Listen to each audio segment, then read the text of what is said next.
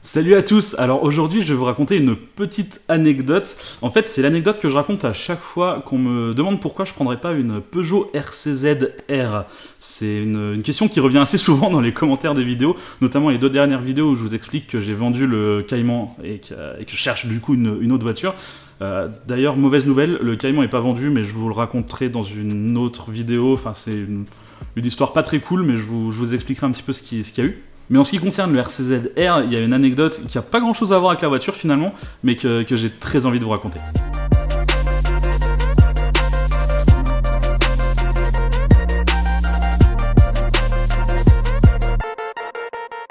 Bon, il y a prescription maintenant, hein, c'était il y a quelques années, c'était vers 2013-2014, un truc comme ça, c'est-à-dire à la sortie du RCZ R. Et à ce moment-là, j'avais ma Boxster, la Boxster noire modèle de 2005, qui avait pratiquement aucune option, il y avait juste des jantes en 19 dessus. C'était la petite version en 245 chevaux, mais j'adorais cette voiture, elle était plutôt cool. Mais voilà, j'avais envie de changer, j'ai envie d'autre chose, peut-être quelque chose d'un peu plus puissant, un peu plus récent, enfin bref. Et là, il y a un pote qui est grand fan de Peugeot qui me dit « Tiens, pourquoi tu prendrais pas une RCZ R plutôt elle vient de sortir, elle est pas mal, ça pourrait être intéressant. » Et c'est vrai que je me dis « Pourquoi pas, ça pourrait être pas mal d'upgrade sur un truc comme ça. » C'est vrai qu'au niveau puissance, il y avait une petite upgrade, on passait à 270 chevaux, je crois, si je me souviens bien, sur le RCZ R, donc c'est pas mal. Le seul truc qui m'avait un petit peu refroidi, c'est quand on regarde les photos de presse du RCZ R, on se rend compte à quel point le tableau de bord à l'intérieur, c'est le même que dans une Peugeot 308 de base, et moi ça m'avait un petit peu refroidi sur le coup. Je me suis dit, oh, si j'ai envie d'un truc, j'ai pas envie d'avoir un tableau de bord de 308, quoi. Mais bon, bref, j'ai considéré la chose, je me suis dit, pourquoi pas. Alors je vais calmer tout de suite les commentaires qui disent, tiens, c'est ouf de considérer possible de passer d'une Porsche à une Peugeot, mais vous savez, moi je me décris comme porschiste parce que j'ai eu 3 Porsche, parce que je trouve que la marque correspond vraiment à ce que je recherche, mais en réalité je suis pas complètement fidèle à la marque, c'est-à-dire que demain je me rends compte quelque chose qui pourrait mieux me correspondre chez une autre marque, j'hésiterai pas à changer, quoi. C'est vrai que actuellement le rapport qualité-prix est vraiment excellent chez Porsche. Demain, ça sera peut-être ailleurs, peut-être que Peugeot va nous sortir un truc excellent et que je vais avoir envie de passer chez Peugeot. Donc en gros, je m'interdis jamais de tester des autres modèles et d'aller voir un petit peu ce que les autres marques font, histoire de m'ouvrir un petit peu l'esprit et de savoir un petit peu ce qui pourrait m'intéresser pour une prochaine voiture. Bref, en l'occurrence, ce pote était fan de Peugeot et il cherchait une 207 RC à l'époque. Lui, c'est vraiment ce qu'il voulait. Et moi, je lui ai dit, écoute, voilà, pourquoi pas, on peut aller voir en concession. Toi, tu pourras tester la 207 RC et moi, je pourrais tester une RCZ R. Donc, on regarde un petit peu la concession la plus proche de chez nous. Il y avait une 207 RC d'occasion et il y avait une RCZ R en collaborateur, un truc comme ça. Enfin bref, il y avait un truc qui pouvait nous intéresser tous les deux. Donc, on fait les choses très proprement, c'est-à-dire que on appelle la concession quelques jours avant et on leur dit voilà, on aimerait un rendez-vous pour tester ces deux voitures. La concession nous dit oui, pas de problème, ils prennent notre nom, et puis ils nous donnent un rendez-vous quelques jours après. C'était en début d'après-midi, je crois, parce qu'on s'était fait un resto avant. J'avais été chercher ce fameux pote avec ma Boxster, et on s'était dirigé vers chez Peugeot en début d'après-midi. Et alors, je sais pas vous, mais je pense qu'il y en a quand même pas mal d'entre vous qui font la même chose.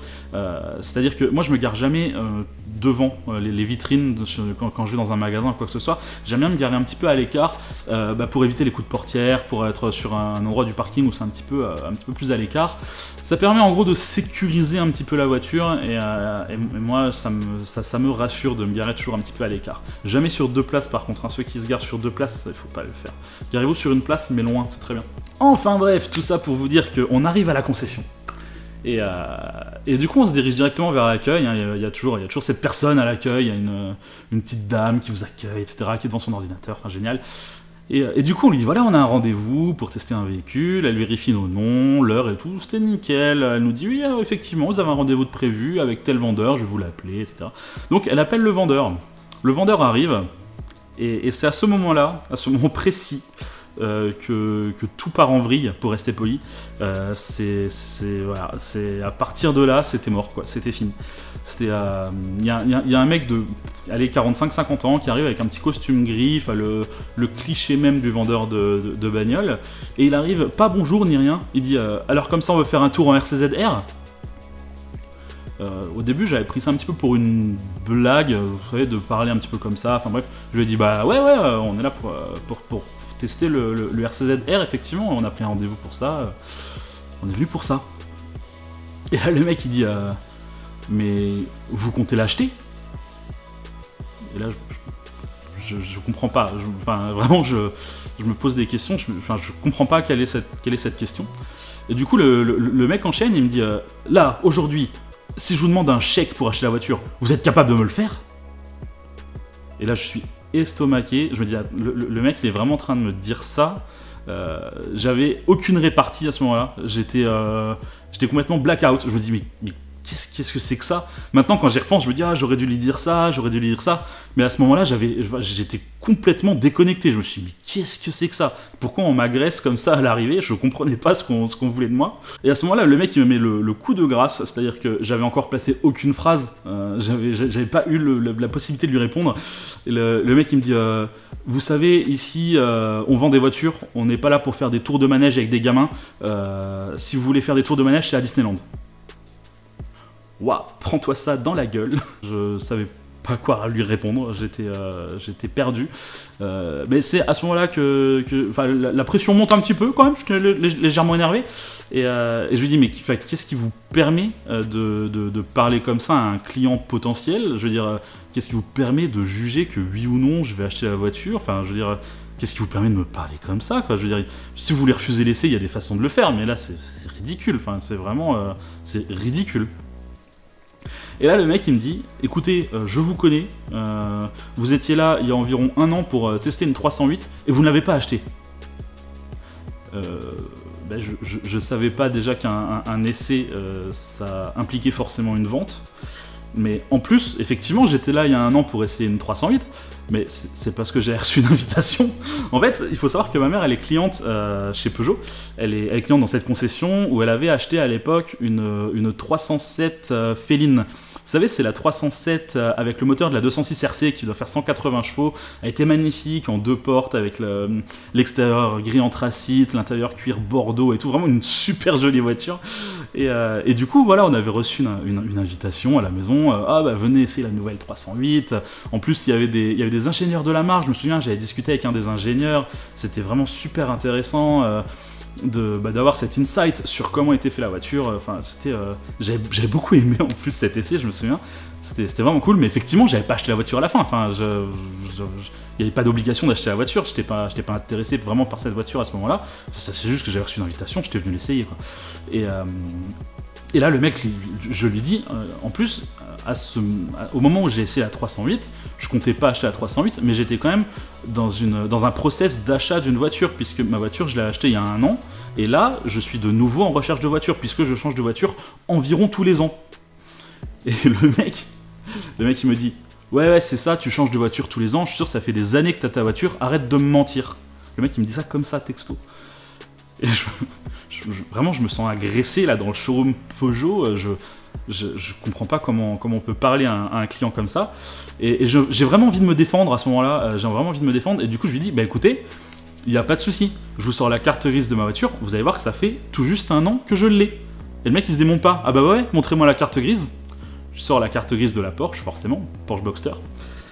Le mec il regarde la carte grise et là changement total de comportement, mais total, c'est-à-dire que le mec c'est double face quoi, il change complètement de comportement et là ça devient un ange, ça devient ah mais attendez monsieur, on est parti sur le mauvais pied, attendez, je vais vous offrir un café, il n'y a pas de problème, mais le mec il se démonte pas quoi, vraiment il n'y a pas de souci, il change complètement de comportement, il n'y a pas d'excuse quoi que ce soit, c'est juste ah mais on est parti sur le mauvais pied, j'avais pas compris, t'avais pas compris quoi? Enfin, je veux dire, il faut absolument se pointer en Porsche pour pouvoir essayer des voitures, pour pouvoir être potentiel client. Je veux dire, je me serais pointé en 106, tu m'aurais foutu dehors directement. C'est quoi cette histoire? À quel moment on réagit comme ça? Et le mec, il me dit clairement, bah attendez, je vais vous prêter la voiture, il n'y a pas de souci. Vous voulez peut-être la voir sur le week-end et tout. Je fais, mais d'où? Enfin, à quel moment? Mais c'est pas possible, on peut pas faire ça. C'est pas possible. Et j'avoue que j'étais désespéré. Et le mec, je lui ai dit, non, mais écoutez, c'est mort. Je récupère ma carte grise, je remonte dans ma bagnole et je me casse.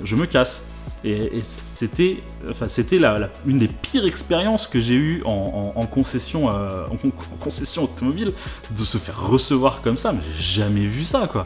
J'avais jamais vu un truc pareil. Et donc c'est pour ça que j'ai décidé que mais jamais je posséderai de RCZ-R. C'est-à-dire qu'à chaque fois que je vois une RCZ-R, cette histoire me revient dans la face, et ça aurait pu être pire. Je veux dire, à force de recevoir des clients comme ça, il y a des gens qui doivent être dégoûtés de la marque, quoi. Enfin, on peut dégoûter des gens de la marque. C'est-à-dire que moi, ça m'a juste dégoûté d'un modèle, mais quelqu'un d'autre peut être dégoûté complètement de la marque. C'est ridicule. C'est vraiment affreux. Donc, bah écoutez, j'avais vraiment envie de vous raconter cette anecdote. Alors, je vais pas vous dire quelle concession c'est, où ça se trouve, etc. La concession a été rachetée depuis, le vendeur, il a dû reprendre sa retraite, enfin bref. Ça a tout changé, c'est pas la peine de remuer le truc. J'y suis jamais retourné, mais bon, y a pas de... Disons que j'ai pas de problème avec cette concession. Bon, si vous avez eu ce genre de mésaventures en concession, n'hésitez pas à me le raconter dans les commentaires, ça peut être drôle de lire ce genre d'histoire. Si vous avez aimé ce genre de vidéo, je peux en refaire d'autres. J'ai eu quelques autres histoires en concession, un peu dans le même genre, donc ça peut être marrant. Quoi qu'il en soit, je vais vous inviter à regarder d'autres vidéos et à vous abonner si ce n'est pas déjà fait. Allez, salut!